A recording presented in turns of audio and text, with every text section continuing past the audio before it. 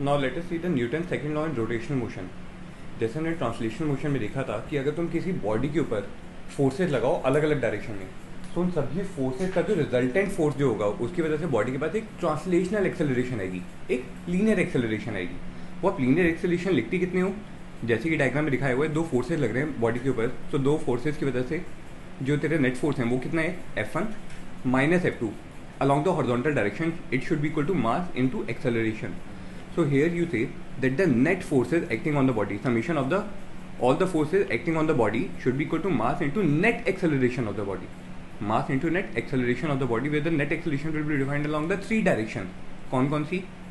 जब आप net acceleration vector की बात करोगे तो you can write it as ax I cap plus ay j cap plus az k cap, तीनों डायरेक्शन में ले ली। सिमिलरली रोटेशनल मोशन में हम फोर्स को चेंज कर देते हैं टॉर्क से, मास को किससे चेंज करेंगे, रोटेशनल इनर्शिया से, और एक्सेलरेशन को किससे हमने चेंज किया, by the term of angular acceleration alpha. ठीक है। सो इन द केस जब आपके पास कोई बॉडी पे अलग अलग फोर्सेज लग रहे हैं, नीचे डायग्राम में देखो बॉडी पे अलग अलग फोर्सेज लग रहे हैं, the body have a tendency to rotate about the axis of rotation, pink coloured axis of rotation. So you have to calculate the net torque acting on the body. Net torque कैसे लिखेंगे, force का distance axis of rotation से, लेकिन कौन सा distance, there are infinite number of distance which are possible of the force, तो हमें कौन सा देखना है, शॉर्टेस्ट परपेंडिकुलर डिस्टेंस। कौन सा डिस्टेंस देखना है, shortest perpendicular distance. So force F1 के लिए ये वाला डिस्टेंस आएगा जिसको हमने लिखा R1 which is perpendicular to force, and similarly जो हमारा फोर्स F2 है उसके लिए ये वाला परपेंडिकुलर डिस्टेंस आया। So in this way you may write, क्या लिख लेंगे आप लोग, that F1 into R1 minus F2 into R2, where I am considering that the force product F1 into R1 is greater than F2 R2. This is the net torque acting on the body and it should be equal to I into alpha. यहाँ पे हम moment of inertia किसके about लेंगे, about the axis of rotation, about the axis of rotation. समझ में आई बात? Question को देखो, यहाँ पे इन्होंने क्या बोला, a uniform rod of length L and mass m which is hinged about the top most point is release from a position where it makes an angle of theta with the vertical as shown. Find the acceleration of tip of rod just after it is release. जैसे ही आपने इस rod को release किया इसकी top most position से, तो इसकी एक्सेलरेशन कितनी आएगी, वो आपको एक्सेलरेशन फाइंड आउट करनी है। तो देखो यहाँ पे हमारी जो बॉडी है, बॉडी का टोटल मास कितना दिया हुआ है, m मास दिया हुआ है, और लेंथ कितनी है, L। Now, if we can assume that the rod is having, rod का सेंटर ऑफ मास कहाँ पे आएगा, इसके ज्योमेट्रिकल सेंटर पे। रॉड का सेंटर ऑफ मास कहाँ पे आएगा, इसके ज्योमेट्रिकल सेंटर पे। ज्योमेट्रिकल सेंटर कहाँ है, बीच में। So mg force will be acting in this direction. Now the rod is hinged about the top most point, so there is a distance between the force and the axis of rotation. और जब भी force का point of application और axis of rotation में दोनों में distance आ जाए कोई, तो फोर्स की वजह से टॉर्क आने की टेंडेंसी होती है, फोर्स की वजह से टॉर्क आने की टेंडेंसी होगी। टॉर्क कैसे देखोगे, force multiplied by perpendicular distance. So what you can do is, either you can take two components of the force mg or you can take the component of the length vector. अगर मुझे centre of मास तक का distance L/2 अगर पता है, distance कितना पता है, L/2, तो यहाँ पे हम मास के अगर कॉम्पोनेंट लें तो one component will be perpendicular and the another one will be along the length of the rod. ठीक है। So the perpendicular component will be mg sin theta. So torque कितना आएगा आपके पास यहाँ पे, mg फोर्स का टॉर्क दो चीज़ों की वजह से आएगा, एक आएगा mg sin थीटा की वजह से और एक आएगा mg cos थीटा की वजह से। जो आपका mg cos थीटा का टॉर्क है वो कितना हो जाएगा, 0। क्यों, क्योंकि mg cos थीटा का टॉर्क आपके पॉइंट ऑफ एप्लीकेशन से पास कर रहे हैं। mg cos थीटा का टॉर्क कहाँ से पास कर रहे हैं, point of application of torque, point of axis of rotation, जिसकी वजह से mg cos थीटा का जो रिजल्टिंग टॉर्क जो आएगा वो कितना आएगा, 0। इसका टॉर्क कितना आएगा, 0। तो टॉर्क बचेगा किसका, सिर्फ mg sin थीटा का। तो देखो हम क्या लिखेंगे, net torque acting on the body should be equal to I into alpha. Net torque किसकी वजह से आएगा, सिर्फ mg sin थीटा की वजह से। सो mg sin theta multiplied by distance L/2 should be equal to I into alpha, where I is what, moment of inertia of the rod about the axis of rotation, rod का end point के about कितना होता है ml²/3, so it will be equal to ml²/3 times alpha. m and m will cancel out, l and 1 l will cancel out, so alpha की value आपके पास कितनी आएगी 3/2 g sin theta by l. ये हमारे पास क्या आ गई एंगुलर एक्सेलरेशन अल्फा. उसने आपसे क्वेश्चन में क्या पूछा है, what is the acceleration of the tip of the rod.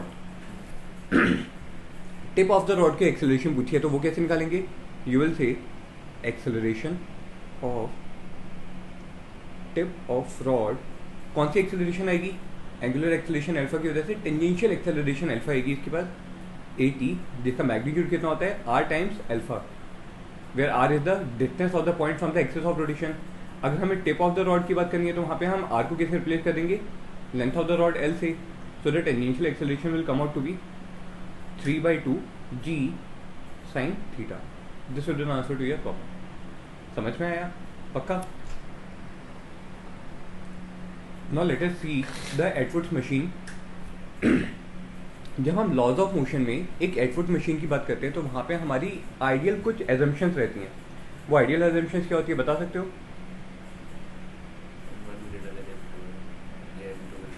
Masses अलग अलग हैं, वो चीज़ ठीक है. इसके अलावा हमारी स्ट्रिंग और पुली के बीच में कुछ एजम्पशंस रहती है. वो एजम्पशंस बताओ क्या क्या होती है.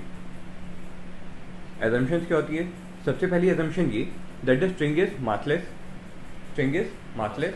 दूसरी एजम्पशन क्या, पुली और स्ट्रिंग के बीच में कोई फ्रिक्शन नहीं है. पुली और स्ट्रिंग के बीच में कोई फ्रिक्शन नहीं है. String is inextensible. कुछ सर्टेन कंडीशंस में ही आप अपनी उस सिस्टम को सॉल्व करते थे. हियर इन एडिशन हमारी दो एजम्पशन तो अभी वैलिड रहेंगी कि हमारी स्ट्रिंग मासलेस है और दूसरा स्ट्रिंग इनएक्सटेंसिबल है. But now there is some friction between the pulley and the rope. Pulley और रोप के बीच में कुछ फ्रिक्शन आ गया. सो उस केस में जो हमारी पुली के दोनों साइड पे टेंशन का मैग्नीट्यूड अलग अलग हो जाएगा. पुली के दोनों साइड पे टेंशन का मैग्नीट्यूड क्या हो जाएगा, डिफरेंट हो जाएगा. तो हमें उसका एनालिसिस करना है. बात समझ में आई. तो यहाँ पे हम अलग से फ्री बॉडी डायग्राम बनाएं. मैं इसी डायग्राम के अंदर फ्री बॉडी डायग्राम बना रहा हूँ, आप अपनी कॉपी में अलग से बनाएंगे. m1 के ऊपर लगने वाला m1g फोर्स डाउनवर्ड डायरेक्शन में, m2 के ऊपर लगने वाला है m2g फोर्स डाउनवर्ड डायरेक्शन में आएगा. Now let us assume that the tension in the left string is T1 and the tension in the right string is T2. So M1 के ऊपर upward direction में एक टेंशन फोर्स T1, M2 के ऊपर एक upward direction में tension force T2. ये जो टेंशन फोर्स T1 और T2 है ये हमेशा पुलिंग फोर्स होते हैं. तो ये पुली के ऊपर भी लग रहा होगा. कहाँ पे लग रहा होगा, पुली के ऊपर. किस डायरेक्शन में लगेगा, राइट हैंड साइड स्ट्रिंग में. पुली को पुल करने की टेंडेंसी, सो डाउनवर्ड डायरेक्शन में कितना लगाएंगे T2 और सिमिलरली लेफ्ट हैंड साइड वाली स्ट्रिंग में कितना लगाएंगे T1. डन. जो T1 और T2 फोर्सेज जो मैंने दिखाए हैं वो पुली के ऊपर लग रहे हैं और नीचे ब्लॉक के ऊपर लगने वाले टेंशन फोर्स T1 और T2 दिखाए हैं. बात समझ में आई. Now you are given that the magnitude of mass M2 is greater than that of the M1. So M2 की टेंडेंसी कहाँ होगी जाने की, डाउनवर्ड डायरेक्शन में विद एन एक्सेलरेशन A. तो ये बताओ M1 की एक्सेलरेशन कितनी आएगी, greater than A, equal to A या लेस देन ए. गलत. ये डिपेंड करेगा. सबसे पहले आपको ये पूछना चाहिए कि सर जो स्ट्रिंग है वो कैसी है. स्ट्रिंग क्या है, इनएक्सटेंसिबल. अगर भैया स्ट्रिंग इनएक्सटेंसिबल है तो जितना डिस्टेंस मास M2 नीचे जाएगा उतना ही तो डिस्टेंस M1 ऊपर की तरफ आएगा. सो दोनों की एक्सेलरेशन क्या देगी, सेम, लेकिन डायरेक्शन अलग अलग हो जाएंगी. M1 की डायरेक्शन क्या आएगी, अपवर्ड डायरेक्शन में कितनी, ए. अगर तुम्हारा M2 नीचे की तरफ जा रहा है, M1 ऊपर की तरफ जा रहा है, तो ये बताओ जो पुली है वो किस डायरेक्शन में रोटेट करेगी, क्लॉकवाइज. कैसे रोटेट करेगी, क्लॉकवाइज. सो इसका कुछ क्लॉकवाइज रोटेशन सेंस आएगा. ठीक है.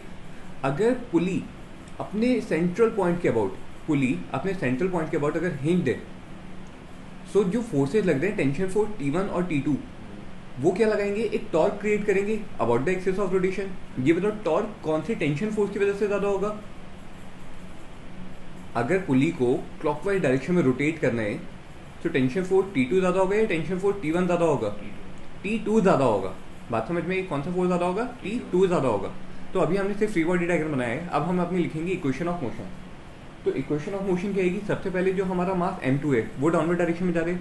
सो net forces acting on the body M2G minus tension force T2 should be equal to M2 into ए.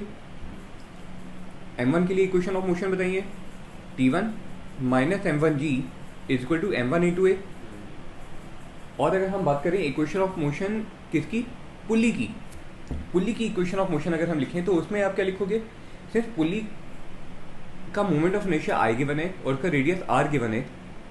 सो पुली को मैं नीचे एक बार दोबारा ड्रॉ कर रहा हूँ, दिस इज द पुली, और इसके ऊपर टेंशन फोर्स कौन से लग रहे हैं, T2 on the right hand side, T1 on the left hand side, and the central point is the hinge point, और हमारी पुली कहाँ पे रोटेट करती है, in clockwise fashion. So you can say that T2 tension force का जो torque जो आएगा वो क्या आएगा, ज़्यादा आएगा as compare to T1। Torque कितना आएगा, T2 इंटू आर, टॉर्क कितना आएगा पुली का, T2 into are.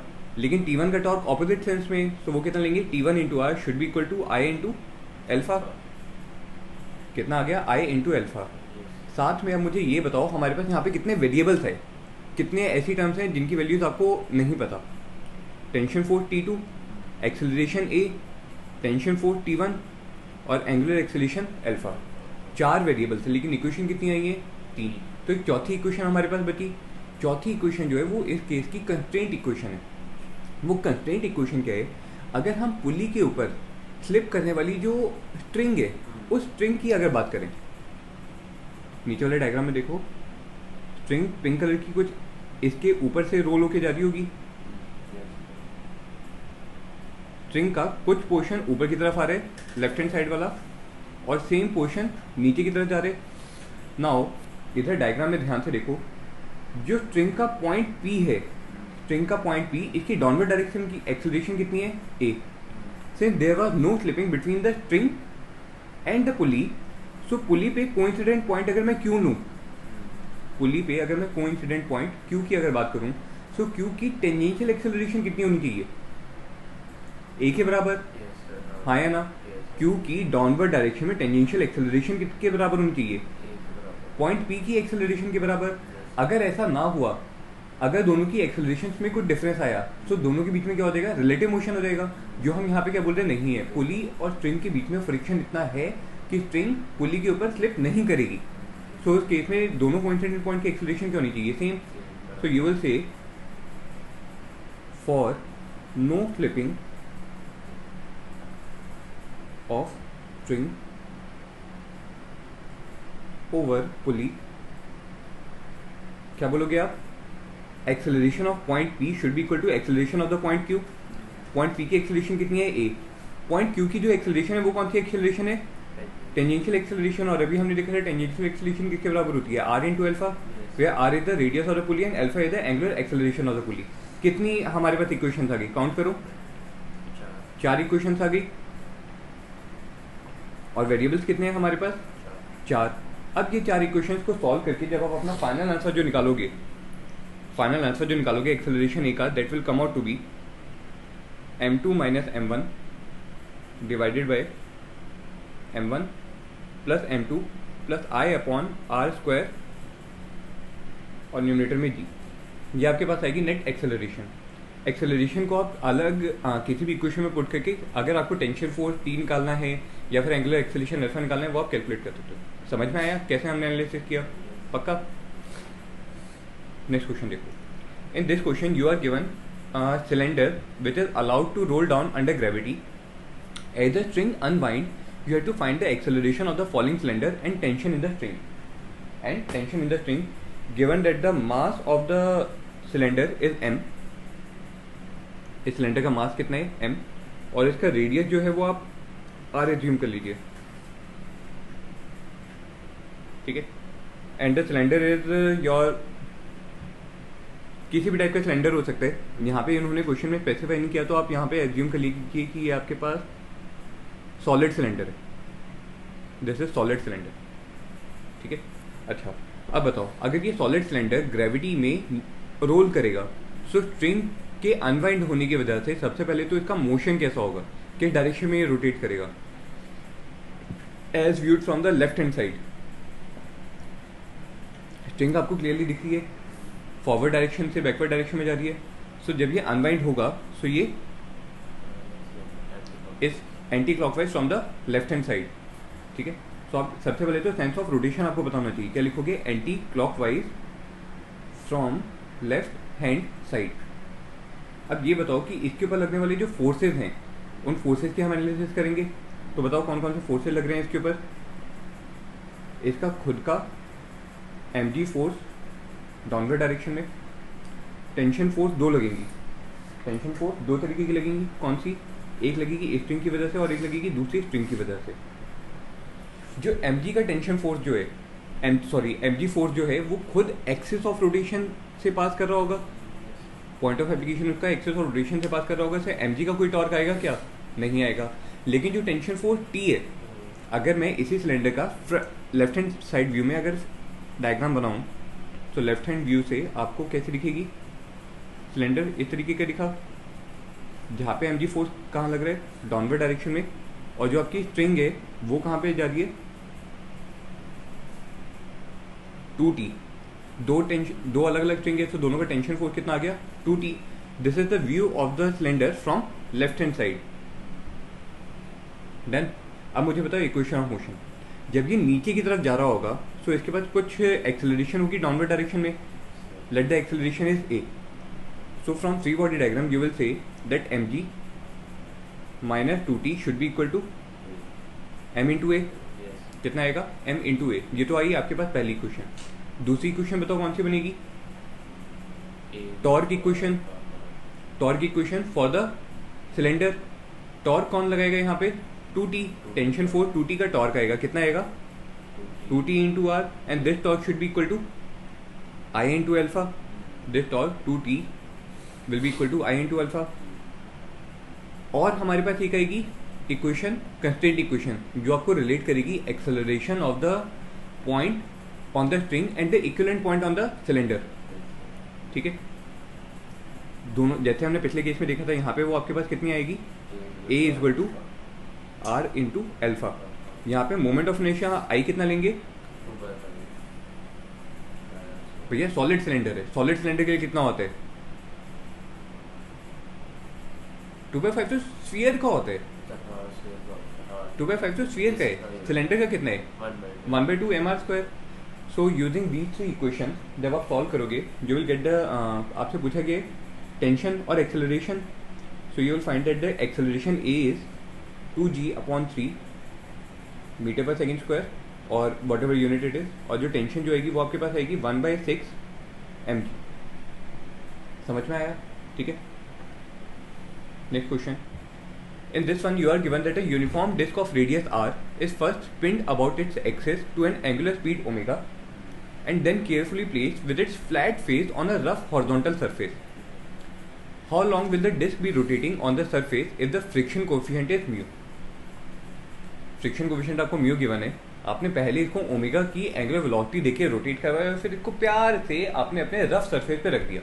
So due to the friction between the surface and the disc it will experience some frictional force. उस फ्रिक्शनल फोर्स का axis of rotation के about कुछ torque आएगा। उस torque की वजह से, और वो टॉर्क कौन सा होगा? जो मोशन डायरेक्शन ऑफ मोशन के अपोजिट डायरेक्शन में लग रहा होगा, तो वो क्या कहलाएगा? Retarding torque.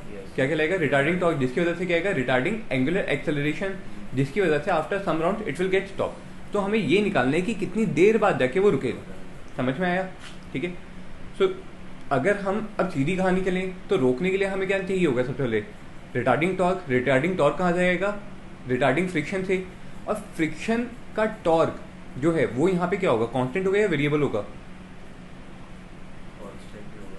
कांस्टेंट नहीं होगा। फ्रिक्शन का टॉर्क जो होगा वो वेरिएबल होगा, because from the axis of rotation, जो मैंने आपको व्यू दिखाया ये टॉप व्यू है, this is my top view.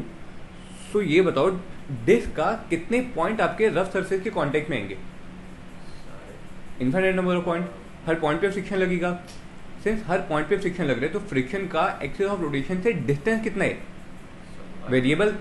अगर सबका लगे तो हर किसी का टॉर्क क्या आएगा? अलग अलग टॉर्क आएगा। ठीक है। तो यहाँ पे इसकी एक्सेस ऑफ रोटेशन कौन सी है? ये ऑरेंज कलर वाली है आपकी एक्सेस ऑफ रोटेशन।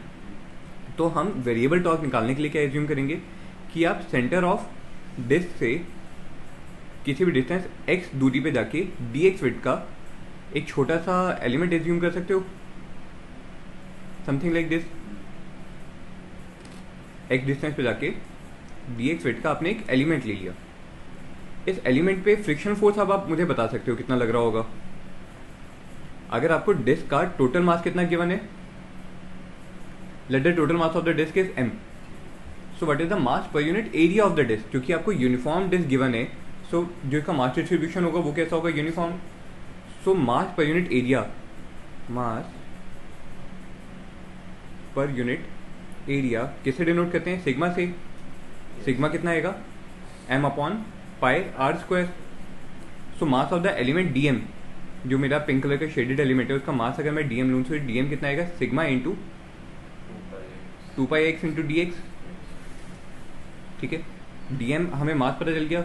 मास की वजह से इसका जो डाउनवर्ड डायरेक्शन में, ये जो हमने मास जो लिया है ना, ये कुछ ऐसा वाला लिया है, इसका ग्रेविटेशन फोर्स कहाँ पे लगेगा, डाउनवर्ड डायरेक्शन में। कितना, dm इंटू जी। dm इंटू जी अगर डाउनवर्ड डायरेक्शन में इसके ऊपर ग्रेविटेशन फोर्स लगा, नॉर्मल रिएक्शन फोर्स लगेगा इतने पोर्शन के ऊपर, कहाँ पे, अपवर्ड डायरेक्शन में। फ्रिक्शनल फोर्स कहाँ पे आएगा, फ्रिक्शनल फोर्स की मैक्सिमम वैल्यू कितनी होगी, क्योंकि आपकी जो बॉडी है वो रोटेट कर रही है, बॉडी रोटेट कर रही है, तो फ्रिक्शन की मैक्सिमम वैल्यू को एक्सीड करने के बाद हुआ होगा। फ्रिक्शन की मैक्सिमम पॉसिबल वैल्यू कितनी होती है, आप बोलते हो इसको लिमिटिंग फ्रिक्शन। फ्रिक्शन हमेशा म्यू एन नहीं लगेगा, फ्रिक्शन की maximum possible value mu N होती है। वो मैक्सिमम पॉसिबल वैल्यू पे पहुंचे कब होगा, जब एक्सटर्नल फोर्स फ्रिक्शन फोर्स की मैक्सिमम वैल्यू से ज़्यादा होगा। अगर एक्सटर्नल फोर्स फ्रिक्शन की मैक्सिमम वैल्यू से कम होगा तो फ्रिक्शन अपने आप को कैसे एडजस्ट कर लेगा, फोर्स के बराबर, so that there is no net force acting on the body. ठीक है, तो फ्रिक्शन की उस मैक्सिमम वैल्यू को हम क्या बोलते हैं, लिमिटिंग फ्रिक्शन FL, जिसका मैग्नीट्यूड कितना होता है, म्यू इंटू एन। यहाँ पे n कितना आएगा, dm into g, so it will be mu dm into g. This is the frictional force. अगर आपका sense of rotation top view में एंटी क्लॉकवाइज है, टॉप व्यू में आपका सेंस ऑफ रोटेशन के एंटी क्लॉकवाइज, तो फ्रिक्शनल फोर्स कहाँ पे लग रहा होगा, उसके ऑपोजिट डायरेक्शन में। तो फ्रिक्शनल फोर्स कहाँ लगेगा, ऑपोजिट डायरेक्शन में लग रहा होगा, इन सच अ वे कि फ्रिक्शनल फोर्स का torque about the axis of rotation will become in the clockwise direction. So if these two are the frictional torque, ये हर पॉइंट पे लग रहे होंगे, इनफिनिट नंबर ऑफ पॉइंट पे टेंजेंशियल डायरेक्शन में।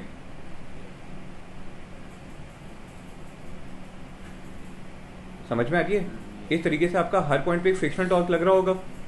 इन सभी फ्रिक्शनल टॉर्क का सेंटर या एक्सिस ऑफ रोटेशन का जो टॉर्क जो आएगा वो टॉर्क बताओ कितना आएगा, उसको हम लिखेंगे फ्रिक्शनल रिटार्डिंग। रिटार्डिंग क्यों बोला, क्योंकि वो सेंस ऑफ रोटेशन से ऑपोजिट डायरेक्शन में, फ्रिक्शनल रिटार्डिंग टॉर्क। और छोटा सा फ्रिक्शनल फोर्स था तो उसका टॉर्क भी कितना आएगा, छोटा सा torque d tau will be equal to frictional torque into distance of the frictional force from the axis of rotation which is equal to x. Value put करो सारी, so it will be mu, dm की जगह हम put करेंगे sigma, और sigma की जगह हम पुट कर देंगे m upon pi R square.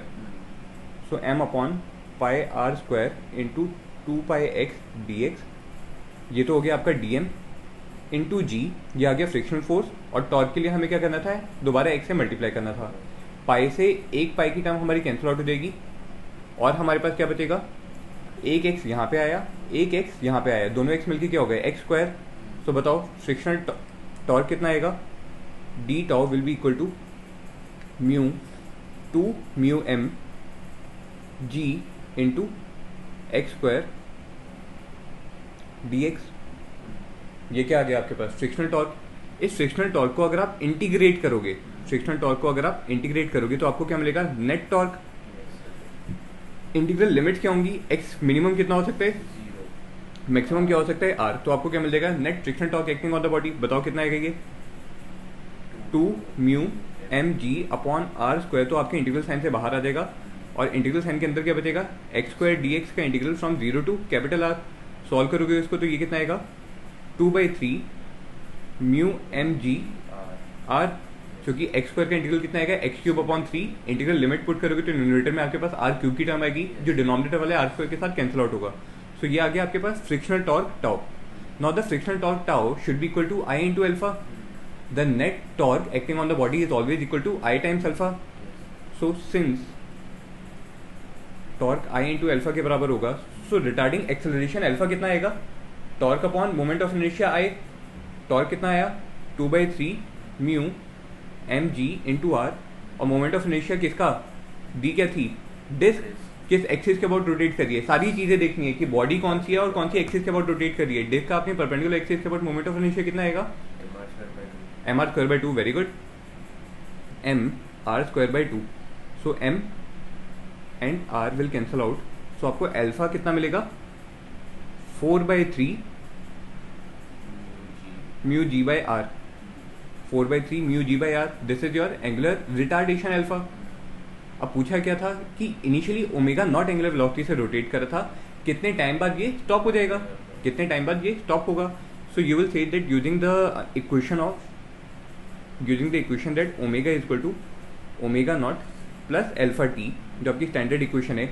यहाँ पे ओमेगा कितना है, 0, omega nought is given as omega nought, और रिटार्डिंग टॉर्क था इसलिए अल्फा की जगह हम क्या लिखेंगे, minus alpha, minus 4/3 mu G by R into time T. So आपको टाइम कितना मिला यहाँ पे, time T is equal to how much, 3 omega nought R upon 4 mu G, कितना मिलेगा, 3 omega nought R upon 4 mu G. समझ में आया, पक्का। आगे देखें, अगला क्वेश्चन देखो। Here you are given that a cylinder B of mass m and radius r is mounted on a massless mount A as shown. On cylinder, an ideal string is wrapped, other end of which is connected to a block C which hangs over an ideal pulley as shown. When the system is set free, find the acceleration of the block C. तो यहाँ पे हमारे पास दो pulleys हैं, एक तो है पुली नहीं है, एक आपके पास सिलेंडर है, उसको हम यहाँ पे दोबारा एज्यूम कर लेते कि वो हमारा सॉलिड सिलेंडर रहा होगा। अगर क्वेश्चन में कुछ नहीं दिया तो आप उसको सॉलिड एज्यूम करो, अदरवाइज अगर हॉलो होगा तो वो आपको बताएगा। So solid cylinder is given which is mounted on a mass M. दूसरी जो हमारी पुली है जो ग्राउंड के साथ फिक्स है वो कौन सी है, आइडियल पुली, वो इसने आपको क्वेश्चन बता दिया, वो क्या है, आइडियल पुली है वो वाली। सो उसके बारे में हमें ज़्यादा टेंशन लेने की जरूरत नहीं। अब जो सी ब्लॉक जो है वो जब नीचे जाएगा तो क्या होगा, उसकी कुछ एक्सेलरेशन आएगी, वो हमें एक्सेलरेशन फाइंड आउट करनी है, ठीक है। सो इस केस में मैं दोबारा जो फ्री बॉडी डायग्राम है वो इसी डायग्राम के अंदर बना रहा हूँ। सी का mg फोर्स डाउनवर्ड डायरेक्शन में और एक टेंशन फोर्स आएगी T अपवर्ड डायरेक्शन में, और इसका नेट एक्सेलरेशन अगर मैं A एज्यूम करूँ डाउनवर्ड डायरेक्शन में। तो ये बताओ जो हमारी पिंक कलर वाली स्ट्रिंग है उसका वर्टिकल पोर्शन कहाँ जाएगा, नीचे जाएगा। Since string is ideal string बोले तो इनएक्सटेंसिबल, अगर इनएक्सटेंसिबल है तो जो हॉरिजॉन्टल पोर्शन है वो भी कितना आगे की तरफ मूव करेगा, जितना सी नीचे की तरफ जाएगा। अच्छा, अब जब आपका हॉरिजॉन्टल पोर्शन स्प्रिंग का toward right hand side displace हुआ, किस तरफ डिस्प्लेस हुआ, टुवर्ड राइट हैंड साइड, तो जो आपका सिलेंडर है सॉलिड सिलेंडर बी वो कहाँ जाएगा, एक तो राइट हैंड साइड में जाएगा with an acceleration A first, then because the string is bounded over the solid cylinder will also rotate about the hinge point. कौन सा, सेंट्रल पॉइंट के अबाउट वो क्या करेगा, साथ में रोटेट करेगा, ठीक है। सो यहाँ पे टेंशन फोर्स T आएगा, फ्रिक्शन नहीं दिया हुआ, सो जो हमारे B का जो मास है वो भी अगर हम ड्रॉ करें, so that mg force will act in the downward direction and it will be supported by a normal reaction N which is offered by the ground, ठीक है। अब लिखते हैं सॉल्यूशन। सो सबसे पहले अगर हम mg जो ब्लॉक C है, ब्लॉक C उसकी इक्वेशन ऑफ मोशन लिखें तो क्या लिखोगे उसके लिए, mg minus T equal to mass into acceleration. अच्छा, फिर जो आपके पास ब्लॉक है, ब्लॉक A और B, ब्लॉक A और B वो एक कंबाइंड बॉडी अगर मैं मानूं तो उस कंबाइंड बॉडी का मास कितना गिवन है, m, क्योंकि जो माउंट है A वो क्या दिया हुआ है आपको क्वेश्चन में, मासलेस। माउंट A जो है वो क्या है, मासलेस। तो A और B का कंबाइंड मास कितना हो गया है, m, और उस पर लगने वाला फोर्स कितना है, टेंशन फोर्स T, जिसकी वजह से वो राइट हैंड साइड में जा रहे हैं। सो उसकी इक्वेशन ऑफ मोशन लिखेंगे तो क्या लिखेंगे, T equal to mass into acceleration, T equal to mass into acceleration. क्या ये हमने इक्वेशन जो लिखी है ये ठीक है, नहीं। जो हमारा A और B वाला जो माउंट है उसके पास दो कंबाइंड एक्सेलरेशन हैं, एक तो है लीनियर एक्सेलरेशन और एक उसके पास आएगी रोटेशनल एक्सेलरेशन। रोटेशन की वजह से जो टेंजेंशियल एक्सेलरेशन जो उसके पास आएगी, ठीक है। तो दोनों एक्सेलरेशन हम अलग अलग लिखेंगे। This acceleration is A1 and it's complete acceleration is A2, so this is A1 and this is A2, ठीक है। जहां पे A2 क्या है, A और B की हॉरिजॉन्टल डायरेक्शन में नेट एक्सेलरेशन। वो नेट एक्सेलरेशन किसकी वजह से आई है, दो रीजन से आई है, दो अलग अलग रीजन से आई है। तो जब आप यहाँ पे इसका फ्री बॉडी डायग्राम जो बनाओगे, बी का जो हमारा सिलेंडर है उसका फ्री बॉडी डायग्राम देखो कैसे बनेगा।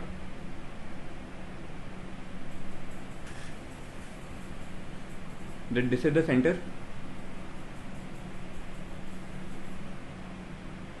टेंशन फोर्स T लग रहा है, और ये एक ऐसी बॉडी के ऊपर है, बी ए के ऊपर है, मतलब बी एक ऐसी बॉडी के ऊपर है जिसको मैं डॉटेड दिखा रहा हूं, जो खुद ए एक्सेलरेशन से फॉरवर्ड डायरेक्शन में मूव कर रही है, जो खुद A1 एक्सेलरेशन से फॉरवर्ड डायरेक्शन में मूव कर रही है। ठीक है, तो मुझे ये बताओ, जो आपका बॉटम मोस्ट पॉइंट जो है पॉइंट Q और उसका कोइंसिडेंट पॉइंट माउंट A पे पॉइंट P, दोनों की एक्सेलरेशन क्या होनी चाहिए, बराबर होनी चाहिए। दोनों की एक्सेलरेशन क्या होनी चाहिए, बराबर। तो सबसे पहले जो आपका सॉलिड सिलेंडर के ऊपर जो टेंशन फोर्स T लग रहा है, वो एक टॉर्क क्रिएट करवाएगा। वो टॉर्क कितना होगा, T into R, T into R should be equal to I into alpha, where I is the moment of inertia of the solid cylinder about the centre of the cylinder, I into alpha आएगा। अच्छा, साथ में अब हमारे पास P और Q point की जो एक्सेलरेशन जो है, वो एक्सेलरेशन क्या होनी चाहिए, सेम।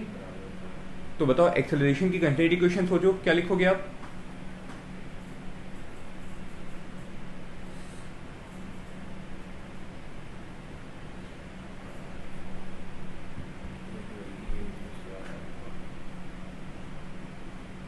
हाँ, जो हमने A2 एक्सेलरेशन जो लिखी है, वो A2 एक्सेलरेशन किसकी लिखी है, सॉलिड सिलेंडर B की।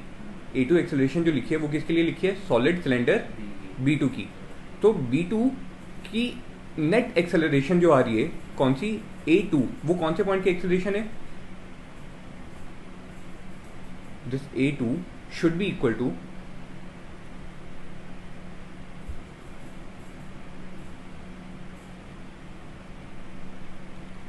A1 plus R alpha. A2 की वैल्यू किसके बराबर आएगी, A1 प्लस आर एल्फा। ठीक है,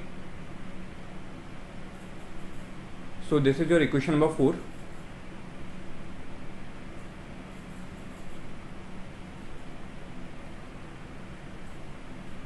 क्यों हमने इसको A1 प्लस आर एल्फा लिखा है, A1 माइनस आर एल्फा क्यों नहीं लिखा, टॉर्क टेंशन फोर्स T की वजह से टॉर्क बताओ किस डायरेक्शन में आएगा, एंटी क्लॉकवाइज। अगर एंटी क्लॉकवाइज आया तो इसके पास एंगुलर एक्सेलरेशन अल्फा जो आएगा वो कहाँ पे आएगा, एंटी क्लॉकवाइज डायरेक्शन में। सो पॉइंट Q की टेंजेंशियल एक्सेलरेशन, पॉइंट Q की टेंजेंशियल एक्सेलरेशन जो आएगी वो किस डायरेक्शन में आएगी, in the forward direction. So this tangential acceleration will come out to be R into alpha. साथ में टेंशन फोर्स T की वजह से जो हमारा पूरा सॉलिड सिलेंडर है, नहीं, जो टेंशन फोर्स T की वजह से जो आपके पास एक्सेलरेशन जो आ रही है वो कितनी आ रही है, एक्सेलरेशन A2 आ रही है, एक्सेलरेशन कितनी आ रही है, A2। So you will say that point P और पॉइंट Q की एक्सेलरेशन सेम होनी चाहिए। पॉइंट Q की नेट एक्सेलरेशन कितनी है, पॉइंट Q की नेट एक्सेलरेशन कौन सी आएगी, एक तो आएगी लीनियर एक्सेलरेशन कौन सी, A2, और एक आएगी tangential acceleration R alpha. So A2 plus R alpha should be equal to the acceleration of the point P which is equal to A1।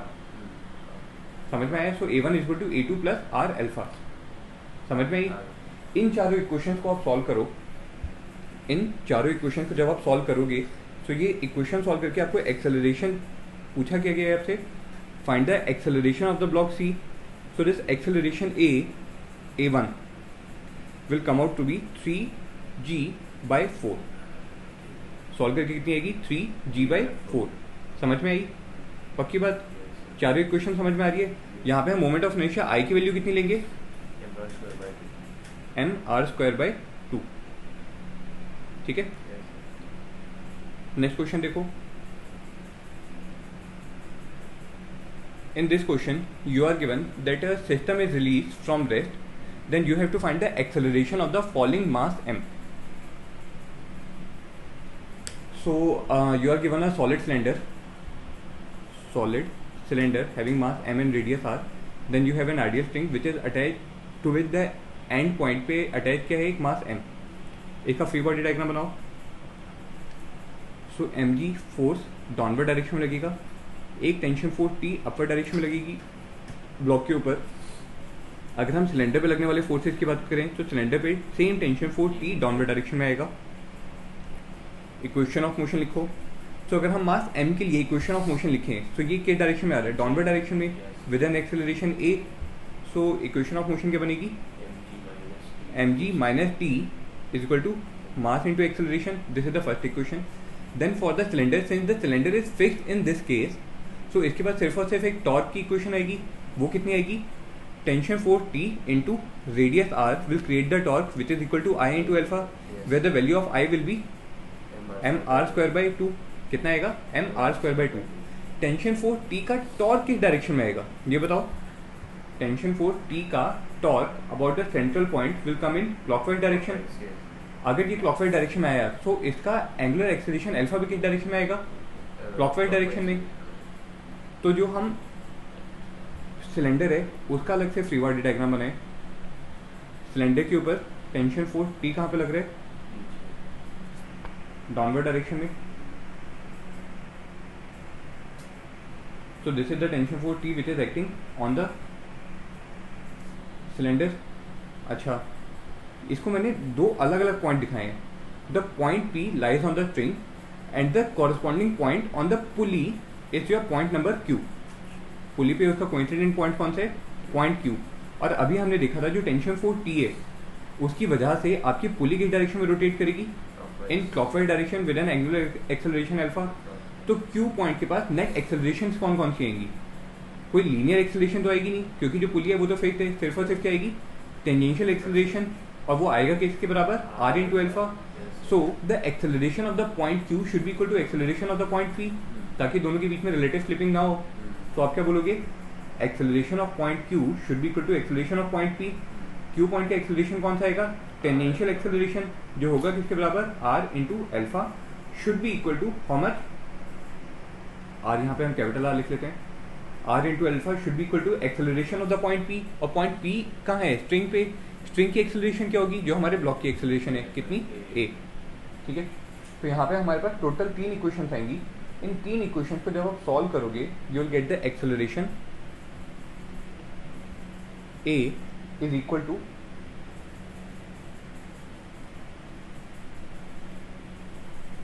m divided by 2m plus m into g. ठीक है. Now in this case हमारे पास एक solid cylinder है जिसका mass m1 है. It can freely rotate about a horizontal axis which is fixed to the mount b of mass m2. यहाँ पे हमारे पास मास माउंट का भी एक मास दिया हुआ है m2. A constant horizontal force is applied to the end P of a light string wound on the cylinder. Neglect friction anywhere. You have to find the acceleration of the point P. ठीक है. And there is friction between the string and the solid cylinder. There is friction between the string and the solid cylinder. So यहाँ पे आप free body diagram बनाओ और हम equation of motion को लिखें साथ में. सो फ्री बॉडी डायग्राम में जो हमारे mg फोर्स जो है वो तो नॉर्मल रिएक्शन से बैलेंस हो रहे होंगे. सो उसको कोई दिखाने की हमें ज़रूरत नहीं है. सिर्फ और सिर्फ हमारे इंटरेस्ट के कौन से फोर्सेज हैं, tension force T which is acting on the string, due to which 2-3 चीज़ें होंगी. सबसे पहले तो क्या, जो हमारा A और B ब्लॉक जो है वो एक लीनियर एक्सेलरेशन लेगा. कौन से फोर्स की वजह से, due to the tension force T. तो पहली इक्वेशन ऑफ मोशन क्या बनेगी, T is equal to total combined mass कितना हो गया A और B का, m1 plus m2 into a. This is the first equation. Then the same tension force T will also create a torque about the hinge point for the solid cylinder. उसकी equation of motion क्या बनेगी, T into r should be equal to I into alpha, where the value of I is equal to m 2 r square upon 2. Sorry, solid cylinder mass m1 का है, so it will be m1 r square by 2. Tension force T होगा किसके बराबर, external force F के। Tension force T किसके बराबर होगा, external force F के, क्योंकि अगर मैं पॉइंट पी की अगर बात करूं तो पॉइंट पी पे टेंशन फोर्स टी पीछे की तरफ लग रहा है और एक्सटर्नल फोर्स एफ आगे की तरफ लग रहा है, ठीक है। सो टी किसके बराबर आएगा, एफ के बराबर आएगा। And there will be one relation relating acceleration A and the angular acceleration alpha.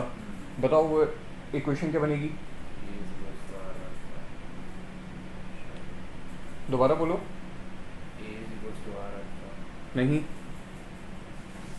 यहाँ पे P पॉइंट या कोई भी पॉइंट स्ट्रिंग पे अगर देखो तो स्ट्रिंग के पास सिर्फ और सिर्फ एक एक्सेलरेशन है फॉरवर्ड डायरेक्शन में, let the acceleration is AP। अब जो आपके पास स्ट्रिंग जो अनबाउंड जो हो रही है या P पॉइंट की जो एक्सेलरेशन जो आ रही है वो दो वजहों से आ रही है। एक जो आपका A और B हॉरिजॉन्टल डायरेक्शन में A एक्सेलरेशन के साथ जो मूव कर रहा है उसकी वजह से, साथ में जो आपका टेंशन फोर्स टी है जो आपके सॉलिड सिलेंडर के ऊपर लगा, इसने टॉर्क किस डायरेक्शन में क्रिएट करवाया, इन द क्लॉकवाइज डायरेक्शन। टॉर्क किस डायरेक्शन में आएगा इसका, क्लॉकवाइज डायरेक्शन में। इस क्लॉकवाइज डायरेक्शन में टॉर्क आने की वजह से जो आपका पॉइंट जो होगा coincident point of the string and the solid cylinder, it will be having a tangential acceleration AT in the forward direction as well. हाँ या ना, फ्री बॉडी डायग्राम बनाओ अलग से सॉलिड सिलेंडर का,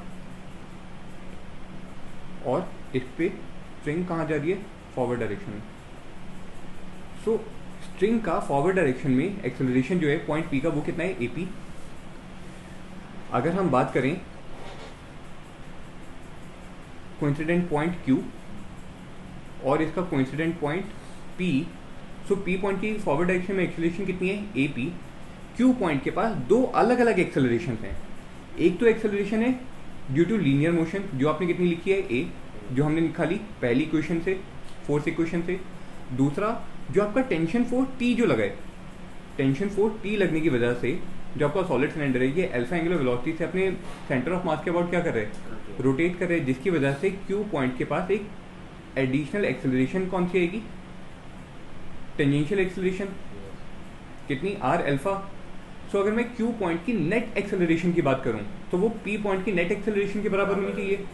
सो you will write that the net acceleration of the point Q should be equal to the net acceleration of the point P। Point P के पास कौन सी एक्सेलरेशन हैं, P और Q की एक्सेलरेशन क्या होनी चाहिए, same. Acceleration of the point P is AP and the acceleration of point Q is how much, A plus A tangential, जहां पे आपके पास A टेंजेंशियल किसके बराबर है, तो it will B A plus R alpha. कितना आएगा, A प्लस R अल्फा, ठीक है। क्योंकि आपको यहाँ पे क्वेश्चन में निकालना था acceleration of the point P point की एक्सेलरेशन निकालनी थी, तो P पॉइंट की एक्सेलरेशन के लिए आप ये वाला इक्वेशन यूज करोगे। समझ में आया। अब एक बार काउंट करते हैं कितने वेरिएबल्स हैं हमारे पास। टेंशन फोर्स T पहला, एक्सेलरेशन A दूसरा, एंगुलर एक्सेलरेशन अल्फा तीसरा, और हमारे पास इक्वेशंस कितनी आई, 3 इक्वेशंस आई। कौन कौन सी, this is my first equation, fourth equation, torque equation and again one force balancing equation. इन तीनों इक्वेशन से हमें ए और अल्फा की वैल्यू मिल जाएगी, ए और अल्फा की वैल्यू मिल जाएगी। बताओ ए की वैल्यू कितनी आएगी, इजीली सॉल्व कर सकते हो। पहली इक्वेशन से फ्रॉम 1 यू विल से that the value of A is equal to 1 and 3। From 3 and 1 you will से that the A value of A is equal to F upon m1 plus m2। और जो हमारी second equation है, second equation से आप alpha की value बता सकते हो। अल्फा कितना आएगा, F into R upon m1 R square by 2। जिसको सॉल्व करोगे तो अल्फा की वैल्यू कितनी आएगी, 2f upon m1 into are. Done. अब हमें a पता है और अल्फा पता है, a पता है और अल्फा पता है। So by using this equation अगर मेरे को ए पी पॉइंट की नेट एक्सेलरेशन निकालनी है तो वो कितना आएगा, a plus R alpha, where the value of a is equal to f upon m1 plus m2 plus r into 2f upon m1 into r। r and r will cancel out, f will come out common, so you will be having 1 upon m1 plus m2 plus 2 upon m1। तो इसको solve करो तो आपके पास कितना आएगा, this is the final answer. इसको आप थोड़ा सा और फर्दर सिंप्लीफाई कर सकते हो, but you can stop here also. समझ में आया। एक क्वेश्चन और देखो, this question is similar to this one,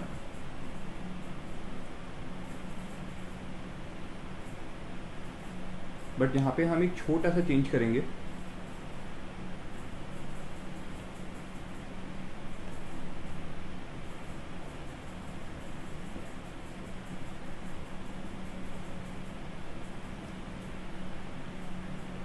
वो चेंज क्या है, हमारे पास बॉटम में जो मास m लगा था वो एक सिलेंडर ना होके आपको क्वेश्चन में गिवन होगा, say for example it is itself a another body, कुछ इस तरीके से, ठीक है। और इसका खुद का मास भी कितना गिवन है m, और इसका रेडियस कितना है r। सेम जैसा सॉलिड सिलेंडर हमारा पुली है, सेम वैसे ही आपके पास एक बॉटम बेबी ब्लॉक है, ठीक है। अब आपको इस सिस्टम को आपने रेस्ट से रिलीज किया, तो जो बॉटम वाला जो आपका फॉलिंग सिलेंडर जो है उसका आपको एक्सेलरेशन फाइंड आउट करना है,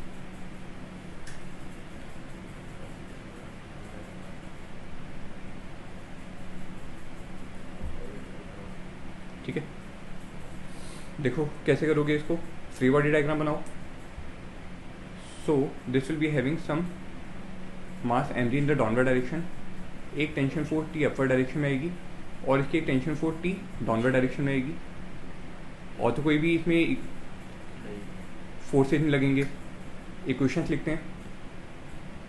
सो सबसे पहला फोर्स इक्वेशन, अगर नीचे वाला जो सिलेंडर है ये डाउनवर्ड डायरेक्शन में अगर मूव कर रहे हैं, डाउनवर्ड डायरेक्शन में मूव कर रहे हैं with an acceleration of a1 acceleration से मूव करे, तो इक्वेशन क्या लिखेंगे, mg minus T equal to ma1। Now for the solid cylinder pulley जो हमारे टॉप पे है, उसके लिए अगर हम टॉर्क इक्वेशन लिखें, उसकी अगर हम टॉर्क इक्वेशन लिखेंगे तो वो क्या लिखेंगे, टेंशन फोर्स T, ये मैं लिख रहा हूँ टॉप सॉलिड सिलेंडर के लिए, क्या लिखेंगे, T into R should be equal to I into alpha, where I is equal to M R square by 2, और इसको हम लिख लेते हैं अल्फा 2। टॉप सॉलिड सिलेंडर को मैं बॉडी 2 एज्यूम कर रहा हूँ, तो इसलिए क्या लिखा है, T into R is equal to I 2 into alpha 2, ठीक है। इस क्वेश्चन में आपको दोनों जो बॉडीज हैं वो दोनों क्या सेम सॉलिड सिलेंडर दिए हो सकते हैं, किसी और क्वेश्चन में अलग अलग बॉडीज गिवन हो सकते हैं। तो I2 और अल्फा 2 दो अलग अलग, हम उसकी मोमेंट ऑफ इनर्शिया और अलग से एंगुलर एक्सीलरेशन अल्फा 2 हमने लिख लिया। जो हमारा बॉटम वाला सॉलिड सिलेंडर जो है उसके लिए बताओ, बॉटम सॉलिड सिलेंडर जिसको मैं अपनी बॉडी 1 एज्यूम कर रहा हूँ,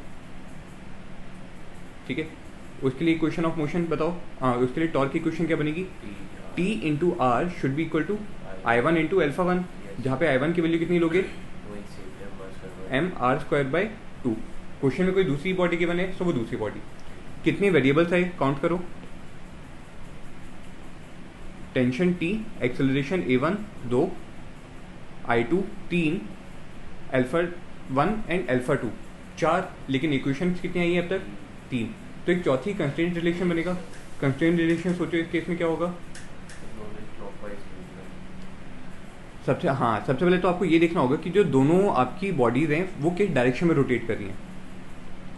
तो बताओ, जो हमारा टॉप सिलेंडर है उसके लिए टेंशन फोर्स इसको क्लॉकवाइज डायरेक्शन में रोटेट करवाएगा, और जो बॉटम वाली हमारी बॉडी है उसके लिए टेंशन फोर्स उसको भी क्लॉकवाइज डायरेक्शन में रोटेट करवाएगा, ठीक है। अब मैं यहाँ पे टोटल 3 फ्री बॉडी डायग्राम बना रहा हूँ आपकी बेटर अंडरस्टैंडिंग के लिए, एक टॉप सिलेंडर का, एक बॉटम सिलेंडर का और बीच की पुली का। तो देखो कैसे बनेगा, top cylinder is like this, bottom cylinder is over here, और बीच की जो हमारे पास स्ट्रिंग है वो कुछ ऐसे, ठीक है। तीनों में कुछ डिस्टेंस दिखा दिया साथ में। अब देखो जो टॉप सिलेंडर है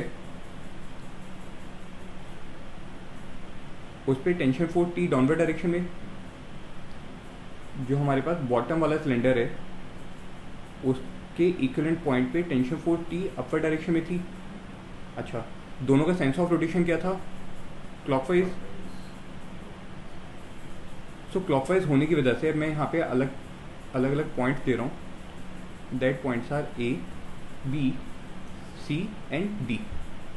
ठीक है, this is the first centre and this is the second centre. मुझे ये बताओ ए पॉइंट की नेट एक्सेलरेशन कितनी होगी? सिर्फ डाउनवर्ड डायरेक्शन में आएगी. टेंजेंशियल एक्सेलरेशन 1 कितनी आएगी? R alpha 1. कितना आएगा वो? R alpha 1. क्यों? क्योंकि जो हमारा सॉलिड सिलेंडर था उसका हमने एंगुलर एक्सेलरेशन कितना माना था? अल्फा 1. तो AT will be equal to R alpha 1. तो बी पॉइंट की भी एक्सेलरेशन कितनी होनी चाहिए? Same as that of the point A. So acceleration of point A should be equal to acceleration of the point B. तो यहाँ से आप बोलोगे बी पॉइंट की एक्सेलरेशन कितनी आ गई? R times alpha 1. अगर बी पॉइंट की आर इंटू अल्फा 1 एक्सेलरेशन किस डायरेक्शन में आई है? डाउनवर्ड डायरेक्शन में. सो सी पॉइंट की डाउनवर्ड डायरेक्शन में एक्सेलरेशन भी कितनी आएगी? सेम, क्योंकि जो स्ट्रिंग है वो क्या है? Ideal, inextensible and ideal string. So दोनों पॉइंट की एक्सेलरेशन क्या होनी चाहिए? सेम. तो आप लिखोगे for ideal string acceleration of the point B should be equal to acceleration of the point C. So आपको सी पॉइंट की एक्सेलरेशन कितनी मिलेगी? R times alpha 1. किस डायरेक्शन में? डाउनवर्ड डायरेक्शन में. अब मुझे ये बताओ जो सी पॉइंट की एक्सेलरेशन होनी चाहिए वही हमारे डी पॉइंट की भी एक्सेलरेशन होनी चाहिए, हाँ या ना? क्यों? रीजन बताओ, ऐसा क्यों बोला आपने? For no slipping between string and bottom solid cylinder. String and bottom solid cylinder acceleration of the point C should be equal to acceleration of the point D. D point की acceleration अब बताओ कौन कौन सी है? हमारे पास diagram में देखोगे तो जो बॉटम वाला सिलेंडर था उसके पास एक तो लीनियर एक्सेलरेशन A1 तो ऑलरेडी डाउनवर्ड डायरेक्शन में थी और टेंशन 4T के टॉर्क की वजह से उसके पास एक एंगुलर एक्सेलरेशन अल्फा 2 आया था. तो यहाँ पे अगर हम लिखेंगे तो आप क्या लिखोगे? अल्फा 2 भी है इसके पास और साथ में एक इसके पास लीनियर एक्सेलरेशन A है. A2 लिख लिया था हमने उसको सेकंड बॉडी माना है ना, तो इसको हम चेंज कर देते हैं, इसको A2 लिख देते हैं. This is my A2. ठीक है. सो एक्सेलरेशन डी पॉइंट की कितनी आएगी? सिर्फ और सिर्फ जब हम ऊपर क्यों अल्फा 2 आएगा? कहाँ लिखा है? अरे सॉरी, टॉप सिलेंडर को है ना हम बॉडी 1 एज्यूम कर रहे हैं, बॉटम को 2 एज्यूम कर रहे हैं. तो हम चेंज कर लेते हैं, इसको लिख लेते हैं I1 अल्फा 1 और नीचे वाली को हमने लिख लिया I2 अल्फा 2. ठीक है. अब ठीक है. अब बताओ डी पॉइंट की नेट एक्सेलरेशन कितनी आएगी? जब हम डी पॉइंट की एक्सेलरेशन की बात करेंगे तो हम सिर्फ और सिर्फ बॉटम सिलेंडर की बात करेंगे और कुछ भी नहीं देखेंगे.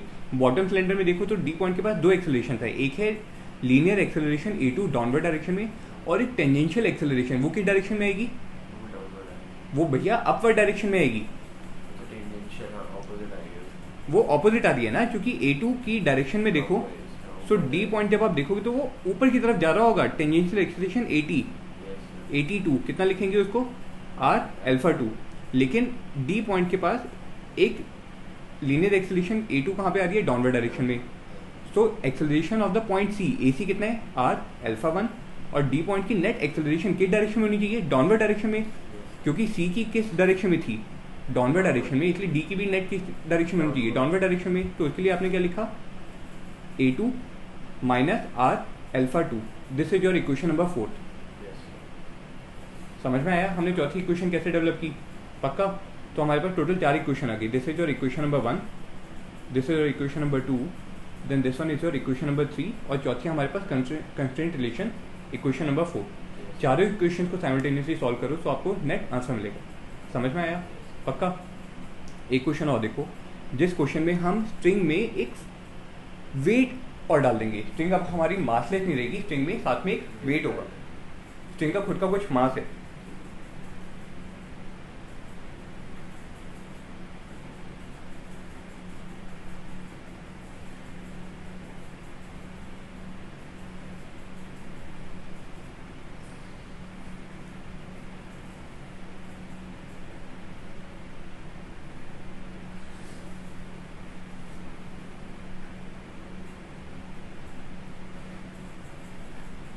So in this question you are given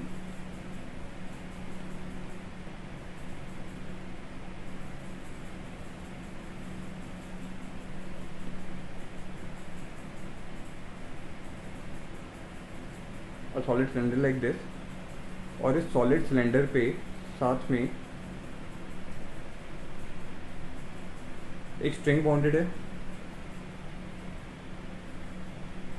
and the string is coming downwards like this. So you are given question में मैं आपको डेटा बता देता हूँ क्या गिवन है. Uniform cylinder, uniform solid cylinder जिसका मास है m और इसका रेडियस है r. It can rotate freely about the stationary horizontal axis which is passing through the mid point O.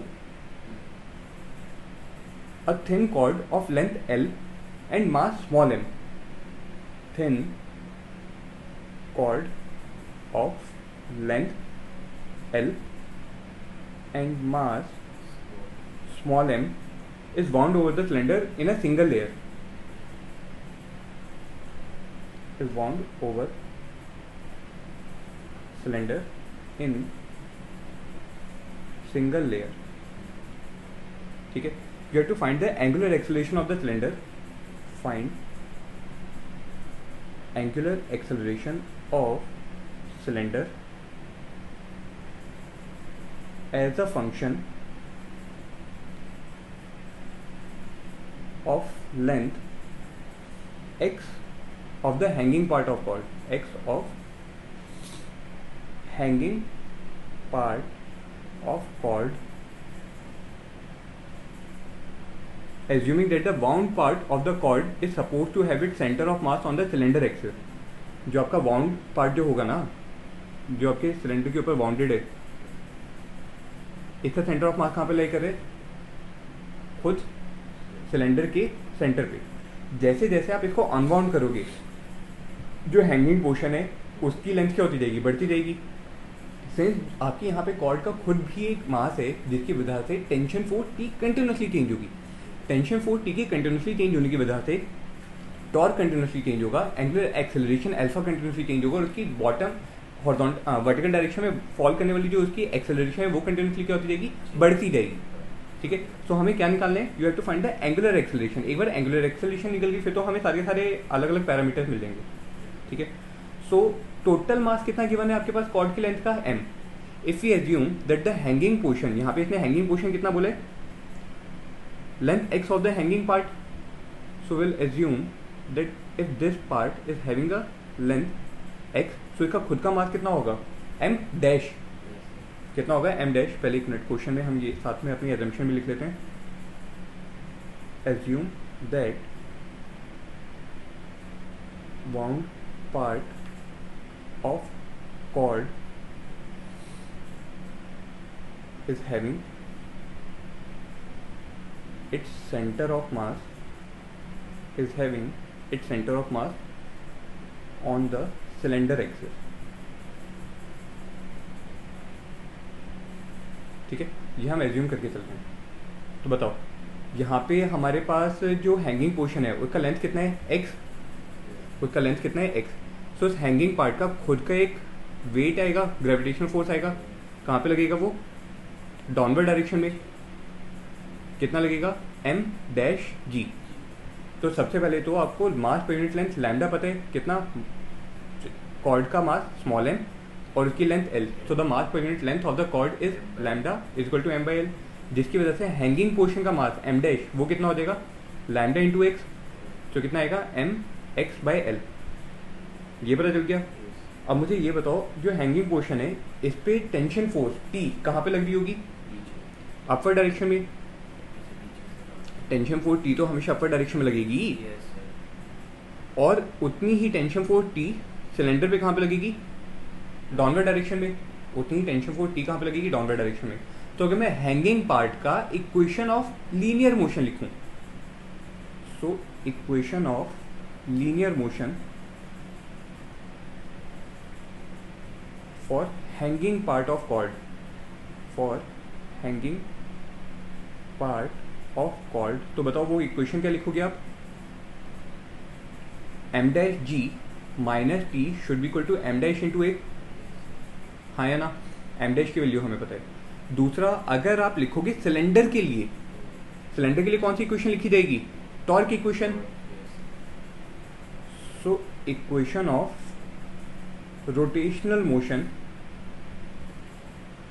For cylinder, cylinder की रोटेशनल इक्वेशन बनेगी। और rotational equation कौन सी होगी? Torque equation. तो देखो टेंशन फोर्स टी कहाँ पे लग रहा है?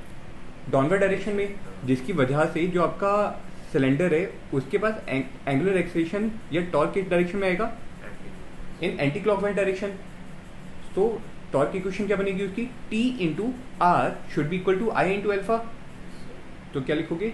T into R should be equal to I into alpha, where I is equal to capital M R square by 2 into alpha. अच्छा, अब मुझे ये बताओ, जो यहाँ पे आपके पास, सॉरी यहाँ पे इसको आई ही लिखेंगे क्योंकि यहाँ पे फर्क है। यहाँ पे जो हमें आई जो लिखना है मोमेंट ऑफ इनर्शिया, अब जो टॉर्क है, टेंशन का टॉर्क, वो अब किन किन चीज़ों को रोटेट करवाएगा? सिर्फ सिलेंडर को नहीं रोटेट करवा रहा, जो हमारे पास रोप सिंगल बाउंडेड है पूरे के पूरे सिलेंडर के सरफेस पे, उसको साथ में उसको भी रोटेट करवाने हैं, दोनों चीज़ों को रोटेट करवाना है। और इसलिए इसने यहाँ पे हमें एज्यूम करने के लिए बोला था that the bound portion of the cord is having it centre of mass on the cylinder axis. अगर ऐसा ना रहा होता तो क्या करते? पैरेलल एक्सिस थ्योरम लगा के आप सबसे पहले कॉर्ड के मोमेंट ऑफ इनर्शिया को पहले उसके सेंटर ऑफ मास के अबाउट निकालते, और फिर सेंटर ऑफ मास वाली एक्सिस को आप शिफ्ट करते रोटेशनल एक्सिस पे। बात समझ में आई? लेकिन यहाँ पे आपको ये दिया हुआ है एज्यूम करने के लिए कि उसका centre of mass already rotational axis पे है, तो इसलिए आपको पैरेलल एक्सिस थ्योरम या परपेंडिकुलर एक्सिस थ्योरम लगाने की जरूरत नहीं है। लेकिन still you will be needing to calculate the net moment of inertia of the body. So I rotational body, अगर मैं आई नेट रोटेशनल बॉडी का अगर बोलूँ तो ये किस किस का आएगा? Moment of inertia about the centre of mass for the cylinder plus moment of inertia about the centre of mass for the cord. और कॉर्ड का कौन सा पार्ट? जो बाउंडेड है, बाउंड कॉर्ड। समझ में आया? अच्छा, सेंटर ऑफ मास का, सिलेंडर का सेंटर ऑफ मास के अबाउट मोमेंट ऑफ इनर्शिया कितना? Capital M R square by 2। और जो हमारे पास बाउंड कॉर्ड है उसका मास कितने? Total mass minus hanging part, total mass minus hanging part कितना? m minus M dash, small m minus M dash. साथ में क्या लिखोगे? ये तो आ गया आपका मास, और ये सारा मास आपका क्या है? रिंग की तरह। सारा मास किसकी तरह है? रिंग की तरह। रिंग का अपने सेंटर ऑफ मास के और कितना? m R square. So this is the net I, जिसको आप यूज करोगे अपनी टॉर्क इक्वेशन में। नेट आई की वैल्यू मिल गई, समझ में आया? तो डालो वैल्यू, क्या लिखेंगे? टी कहाँ से हम डाल रहे हैं? From this equation we are writing T is equal to how much? T into R is equal to, जो हमारे पास नेट मोमेंट ऑफ इनर्शिया है उसमें से आर स्क्वायर कॉमन आएगा। सो m बाई 2 तो अंदर बचा, m माइनस एम डैश की वैल्यू डालो। m कितना है? m तो m है, और m डैश कितना है? m by l into X into R square into alpha. एक आर से एक आर कैंसिल आउट होगा, तो यहाँ से टेंशन फोर्स टी आपको मिल जाएगा। कितना आएगा? m by 2 plus m by l plus m by L into L minus X R into alpha. Variables count करो, कितने वेरिएबल्स हैं आपके पास? एक टेंशन फोर्स टी, एक एक्सेलरेशन ए, एक एल्फा, 3 वेरिएबल। इक्वेशन कितनी आई हैं? This is first equation, this is second equation. बस 2 ही इक्वेशन आई है। ये जो हमने सॉल्व किया ये भी सेकंड इक्वेशन ही तो है ना। ये जो आई है ये भी सेकंड इक्वेशन ही है, उसको सिंप्लीफाई किया बस हमने। तो थर्ड इक्वेशन कौन सी आएगी? Constraint relation, which will give you the relation between the linear acceleration A and the tangential acceleration A T due to the rotation of the bound part. तो बताओ वो तीसरी इक्वेशन क्या लिखोगे आप? बताओ बताओ बताओ दोबारा। For no slipping between the cord and the cylinder, जो आपके पास टॉप मोस्ट पॉइंट है इसकी एक एक्सेलरेशन तो आएगी डाउनवर्ड डायरेक्शन में, कॉर्ड की कितनी ए, जो हमने कौन से लिखी है इक्वेशन नंबर 1 में, इक्वेशन नंबर 1 में m dash g minus T equal to m dash into a लिखा था, तो वो आपके रोप की एक्सेलरेशन बता रहे ए डाउनवर्ड डायरेक्शन में। जो आपका सिलेंडर है जो एंटी क्लॉकवाइज डायरेक्शन में रोटेट कर रहा है, उसकी वजह से कोइंसिडेंट पॉइंट की एक्सेलरेशन कितनी आएगी, वो भी डाउनवर्ड डायरेक्शन में आएगी, वो भी डाउनवर्ड डायरेक्शन में आएगी, और उसको हमने कितना लिख लिया ए टी। सो आप क्या बोलोगे a T should be equal to a, a T should be equal to a, तो लिखो हमने क्या लिखा, for no slipping between cord and solid cylinder, क्या लिखेंगे, acceleration of the cord should be equal to acceleration of the equivalent point on cylinder. Acceleration of the chord should be equal to the acceleration of the equivalent point on the cylinder. chord की acceleration कितनी है a, और equivalent portion की acceleration जो आएगी वो कौन सी आएगी, टेंजेंशियल एक्सेलरेशन, और वो टेंजेंशियल एक्सेलरेशन किसके बराबर होगी, r इंटू एल्फा। ये आ गई आपके पास इक्वेशन नंबर 3। ये कौन सी आ गई, इक्वेशन नंबर 3। तीनों इक्वेशन समझ में आई हमने कैसे लिखी। इन तीनों इक्वेशन को जब आप सॉल्व करोगे, so after solving you will get, solve करने के बाद आपको एंगुलर एक्सेलरेशन अल्फा जो मिलेगा, it will come out to be 2mg divided by 2m plus capital M R L into X. ठीक है, जहाँ पे स्मॉल m क्या बता रहे हैं आपको, मास ऑफ द कॉर्ड, और कैपिटल M क्या है, mass of the solid cylinder. This is the answer to this problem. समझ में आई बात।